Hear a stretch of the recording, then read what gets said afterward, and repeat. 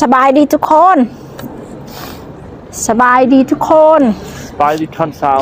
ณตอนเสาร์ มันจะพาทุกคนไปเที่ยวทาวเวอร์ออฟลอนดอนทุกคนเห็นไหมทางเทิงเขาจะเข้าไปทางในกันทุกคนไปเบิร์นกันว่า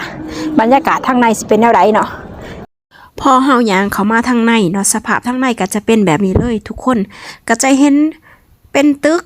แบบนี้เนาะแล้วก็จะมีกำแพงเป็นแต่ละล็อกที่ว่าเพิ่นขันไว้เนาะสำหรับจุดนี้ก็บ่ใกล้จากลอนดอนบิดหรือว่าชาวเวอร์บิดเนาะบ่ได้ไกลกันหลายเนาะทุกคนไก่กับทางเขาเนาะย่างเขามาหน่อยนึงเนาะจากทางเขาแล้วก็เลี้ยวซ้ายก็จะเห็นเลยจะมีอีกห้องนึงที่เขาเจ้าเป็นฮอสพิพิธภัณฑ์ที่เขาเจ้าจัดโซ่เกี่ยวกับวิธีการและขบวนการผลิตหรือว่าประดิษฐ์เหรียญตั้งแต่สมัยราชวงศ์หรือว่ารัชกาลที่เท่าไรเนาะเริ่มต้นตั้งแต่รัชกาลทับอิฐจนฮอดรัชกาลปัจจุบันเพิ่นก็จะมี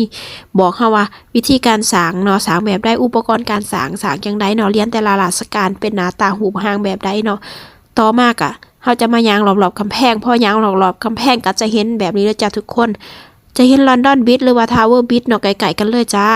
หลังจากนั้นเฮาก็คือจะย่างไปต่อเรื่อยๆก็จะมีเป็นแต่ละโซนแต่ละห้องให้เฮาได้เบิ่งได้ส้มได้เยี่ยมได้ส้มทุกคนก็คือมาสถานที่แห่งหนึ่งแห่งเดียวนะย่างเพราะว่าคุ้มค่าในการที่เฮาต้องย่างต้องเลาะขนาดทุกคนเพราะว่ามันต้องใช้เวลาโดนเนาะในการที่ว่าย่างรอให้ครบเบิดทุกห้องทุกซอกทุกมุมเนาะต้องใช้เวลาบ่ต่ำกว่า3 ชั่วโมงทุกคนถ้าไผสิมานี่เนาะสถานที่แห่งนี้ต้องใช้เวลาเพื่อไว้ให้หลายๆถ้าอยากเบิ่งอยากเลาะให้ครบทุกตึกทุกซอกทุกมุมเฮาก็จะย่างไปเรื่อยๆพี่น้องพอเป้าหมายของเฮาก็คือเฮาจะไปตึกนี้พี่ทุกคนเฮาก็ต้องหาทางลงก่อนหาทางลงจากบอนนี้เนาะเพื่อจะไปตึกนี้มาเลยก็จะมาเสื่อมโตพี่น้องกับตึกนี้เดี๋ยวพี่น้องวันนึงถ้าผ่านตึกนี้มาเราหลอดอุโมงค์มาพี่คนยางผ่านห้องนี้มานี่คนตึกยังไงนี่ถ้ากับมายางผ่านกำแพงมันจะเป็นกำแพงรอบๆ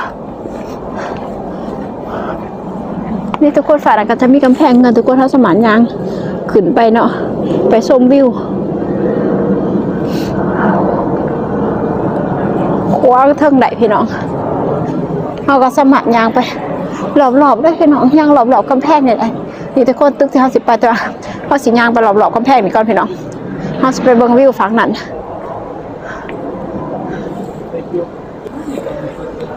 ยางขับไปWhat happened honey Huh? What happened Well, it's just not faulty. And like it's up. อ๋อโอเคระหว่างทางก็มีคนร้ายพี่น้องแต่บ่ได้ถ่ายเอาคนเพราะว่าบ่อยากให้ติดคนร้ายพี่น้องนี่พี่น้องย่างขึ้นมานี่มันมีทางขึ้นไปบนท็อปสูงสุดพี่น้องแต่เขาจะล็อกไว้บ่ให้เขาไปเนาะเฮาก็ไปแต่ตามทางที่เขาจะให้เขาไปแหละพี่น้องย่างไปเรื่อยๆราคาตัว30 พาวเนาะก็คุ้มค่าเยอะพี่น้องวิวสวยวิวงามเด้ก็ได้เก็บภาพบรรยากาศวิวมาฝากพี่น้องในเบื้องน้ำกันพอสมานยางไปต่อจนออกมืดกำแพงนี่ก็ได้พี่น้องนี่หรือบ่ถ้าเฮาขี่ขาดยางเฮาก็ลงบอลนี้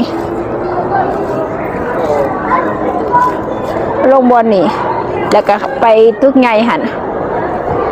แต่ว่าบอพี่น้องได้ก็ได้มาหลายอย่างเพื่อนออกบนกำแพงนี้เลยย่างให้มันครบได้ก็ได้มาแล้วพี่น้องมาโซนนี้ก็จะมีลิงพี่น้องร้ายขนาด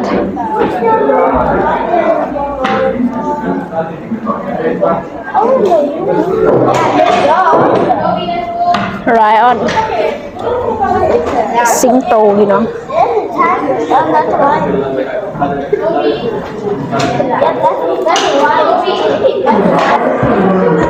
ออกมานอกก็จะโอ้พี่น้อง อง สมบ่เนี่ยคุ้มค่าติ๊กเก็ตอลี30 พาวถูกไหมย่างฉันเมื่อยหลอบกำแพงไหมยังไม่ได้ไปตึกนี้พี่น้องตึกนี้ยังไม่ได้ไปเทือแล้วก็ตึกทั้งในใจกลางหันดีเขายังไม่ได้ออมจากพี่น้องก็คือกว้างแห้งอีนี่คุณมันก็จะเป็นเฮือนคนเนาะที่ปัจจุบันเขาจะอาศัยอยู่แต่ว่าเมื่อก่อนอาจจะเป็นขายทหารบหรือบอลชีทหารเขาพักเขาเศร้าอย่างเนาะเพราะทางรูเหมือนกับเป็นกำแพงกันพี่น้อง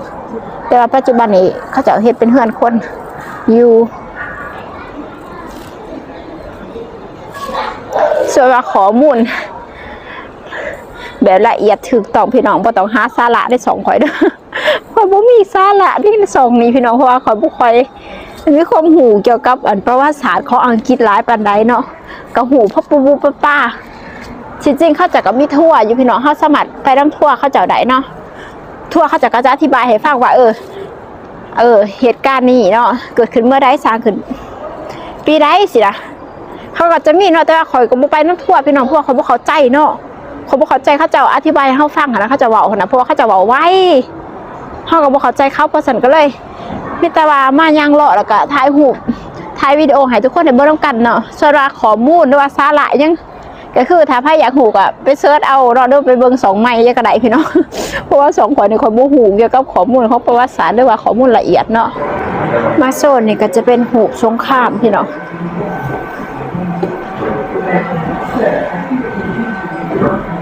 หูทหารเนาะ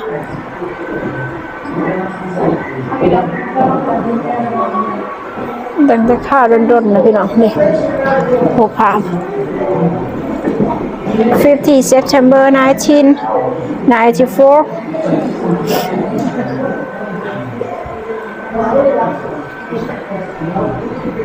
ตึกนี่ทุกคนที่ห้าเข้าไปบางนึงเนี่ยแต่ว่าเขาจะบ่ให้ถ่ายหูบ่ให้ถ่ายวิดีโอพี่น้องทางในเห็นจะมีเป็นพวกเจวเวลรี่พวกเครื่องเพชรทองคำพวกมงกุฎของคิงแต่ละรุ่นแล้วก็จะมีพวกเป็นอุปกรณ์ที่เขาจะเห็นด้วยคำเป็นพวกจอกพวกอุปกรณ์เกี่ยวกับราชวงศ์เขาจะใส่นะทุกคนทองคำต้อยสะออนคำยังติดตาอยู่เลยพี่น้องแฟนถามแฟน2-3เทื่อคำแถบบ่คำแท้บ่ถาม2-3เทื่อย่ำนะทุกคนสะออนป้อคำทางในภาพทองคำยังติดตาอยู่เลยพี่น้องแต่ว่าเขาจะหอยทายเนาะพี่น้องแต่ว่าเขาจะเขาไปตึกหนีบ่ดิโมโหตึกนี้เขาจะให้เอาทายบ่เนาะอันนี้ we go this building โอเค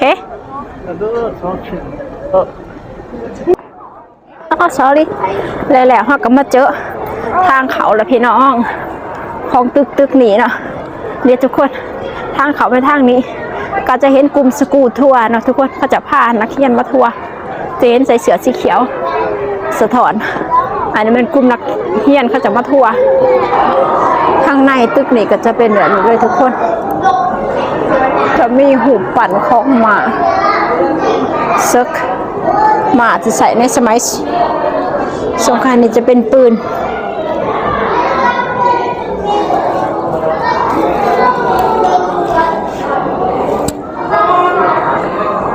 คิงแฮร์รี่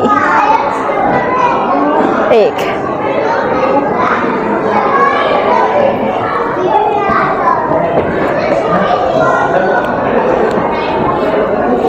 เสือเกาะคิงแฮร์รี่เอกเป็นเสือเกาะทางรถเลยจ้ะหลายสุดแท้เสือเกาะ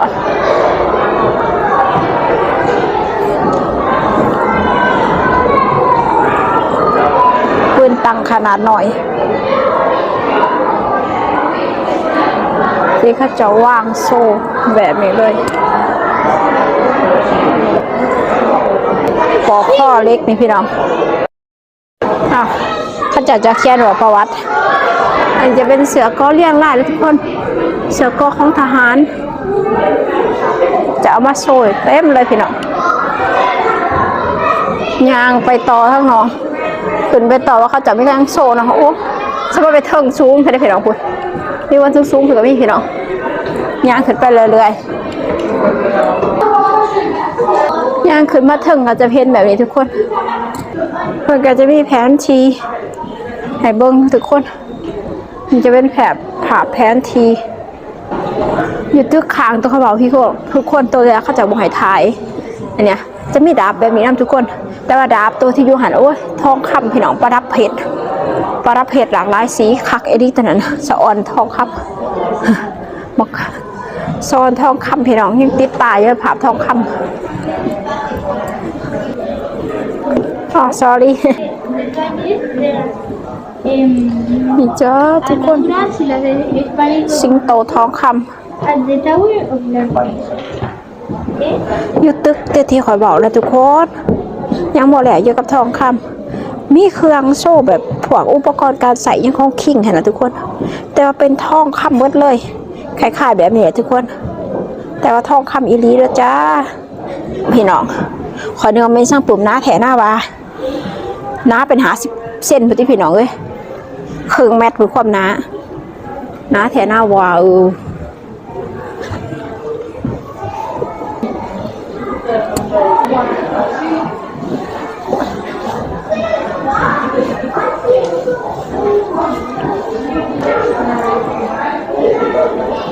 เสือเกาะ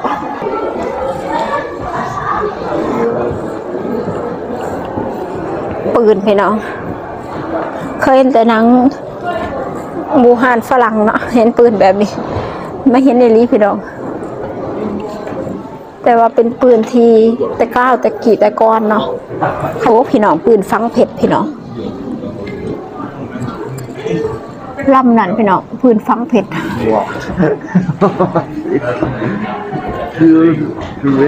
มีปืนวัตถุยุคทุกสมัยเลยก่อนนี่นะ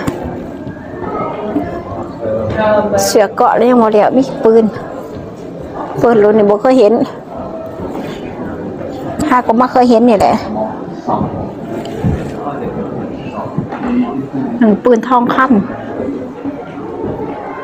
ำขึ้นมาถึงก็จะเห็นอีกอย่างละพี่น้องอันนี้เนี่ยตัวนี้จะแม่ยังเลยปืนดากอนเฮ้ยมาไดโนเสาร์ขายไดโนเสาร์พี่น้องแต่ว่าเขาเอาส่วนประกอบนั่นก็คือปืนไปเลยอันที่เป็นปากมันผลิตออกมาเป็นเหรียญพี่น้องเขาจะเอาเหรียญมาเห็ดอันที่เป็นมือมันนี่เป็นปืนอันนี้เป็นทั้งเหลาทั้งวายอันปีกมันเป็นปืนพี่น้องเขาจะเอามามิกอันทั้งในท้องมันพี่น้อง1 เหรียญ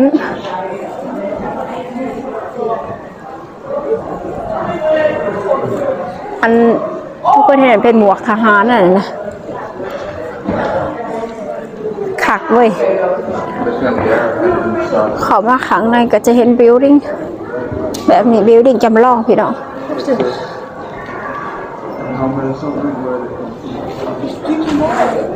บิลดิ้งจำลองดิ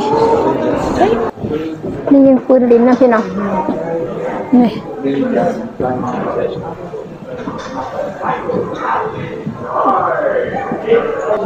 เป็นรถตังหน่อยมานี่จะมีแฮลินเนี่ยพี่น้องมีเกมแฮลินนะเป็นน้ำแบบนี้ลูกธนูยิ่งบ่เข่าฟันกับบ่เข่าสางมาจากเล็กเดี๋ยวทุกคนประวัติการเห็ดเขาจะบอกวิธีเห็ดทางลงพี่น้องไม่เห็นหัวเลยเด้ออุ้ยมาหอดนี้พี่น้องจะว่าไม่เป็นอย่างนี้เห็นได้หนังพี่น้องเห็นตัวจริงแล้วแบบนี้เด้อนี่ลิสเล็กนะพี่น้องใส่กล่องอะไรยิ่งขึ้นไป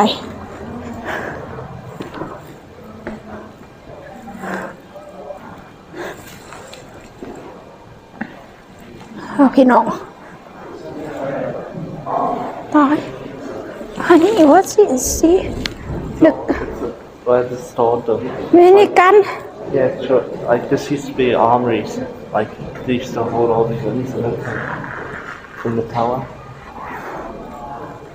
พี่น้องปืนแต่ว่ามันมีปลายแหลมๆน่ะนำ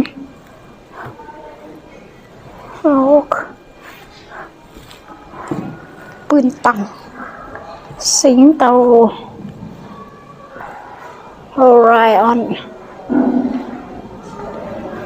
โอ้พี่น้องปืนตังใหญ่แท้ใหญ่ว่าอ๋อมาฮอดพี่ก็จะเป็นช็อปแล้วพี่น้อง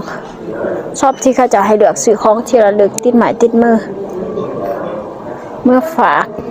ญาติพี่น้อง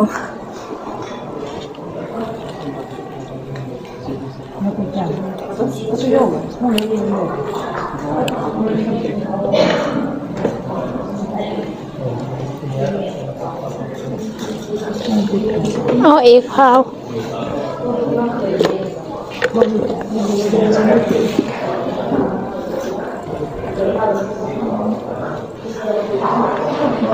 พี่น้องตัวคนขี่ม้าใน8 พาวเฮ้ย yes 8 พาวแล้วก็ที่มีคัพแบบนี้พี่น้องจอก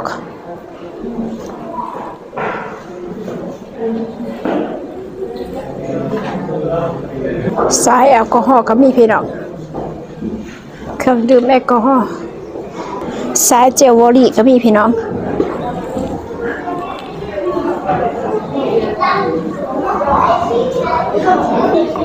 ของที่ระลึกก็จะมีปืนตังพี่น้องปืนตังปืนกลจะมีเสือเด็กหนองเด็กหน่อยมีเบิร์ดพี่น้องสุดเจ้าหยอกเจ้ายิงขนมพี่น้องลูกอมยิ้มสายเจลวอรี่ก็จะมีเจลวอรี่แบบนี้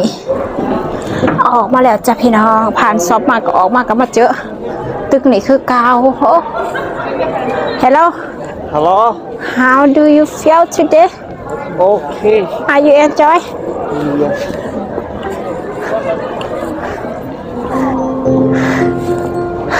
มาจุดนี้ก็เห็นปืนตังแล้วก็หูปันสางพี่น้องเดี๋ยวเขาจะมาถ่ายหูปันสางนี่เลยนี่จ้าหูปันสางชื่อว่าเป็นการสำเร็จเสร็จสิ้นภารกิจในการชัวร์ Tower of London ของเฮาพี่น้องนี่จ้าขอบใจได้แล้วทุกคนที่เบิ่งคลิปนี้มาจนจบ